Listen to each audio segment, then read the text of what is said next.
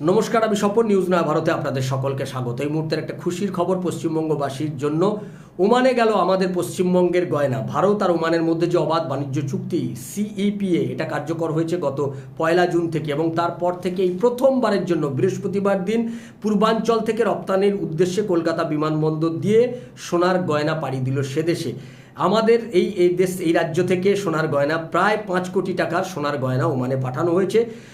Gem and jewellery export promotion কাউন্সিলের যিনি chairman, পূর্বাঞ্চলের চেয়ারম্যান পঙ্কজ পারেখ, তিনি এই কথা আমাদের জানিয়েছেন যে 5 কোটি টাকার আমরা এখনও পর্যন্ত ওমানে এই গয়না প্রথমবারের জন্য পাঠালাম। যদিও ভারত থেকে ওমানে বছরে প্রায় $3.5 কোটি তার গয়না রপ্তানি করার আমাদের চাহিদা রয়েছে, রপ্তানি আমরা করতে পারি। কিন্তু এই নতুন চুক্তি হয়ে যাওয়ার ফলে সেখানে গয়নার চাহিদা প্রচণ্ড পরিমাণে রয়েছে। সেই চাহিদার হাত ধরে তিনি মনে করছেন যে বছরে $15 কোটি আমাদের এই গয়না রপ্তানি পৌঁছবে। এই চুক্তির ফলে পশ্চিমবঙ্গের রপ্তানি শিল্প যে অনেকটাই গতি পাবে সেটা কিন্তু আমরা সকলেই বুঝতে পারছি।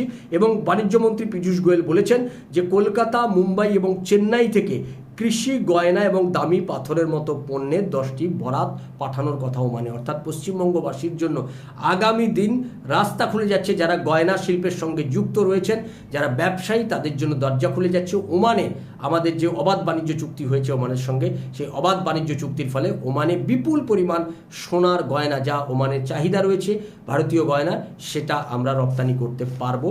ফলে যারা গয়না শিল্পী তাদের জন্য এটা খুব আনন্দের খবর। নমস্কার, ভালো থাকবেন, সঙ্গে থাকুন নিউজ নয়া ভারতের। নিউজ নয়া ভারত আপনার কথা বলে। যারা আমাদের চ্যানেলটা সাবস্ক্রাইব করেননি তারা আমাদের চ্যানেলটি সাবস্ক্রাইব করুন, শেয়ার করুন, লাইক দিন, কমেন্ট বক্সে কমেন্ট করুন।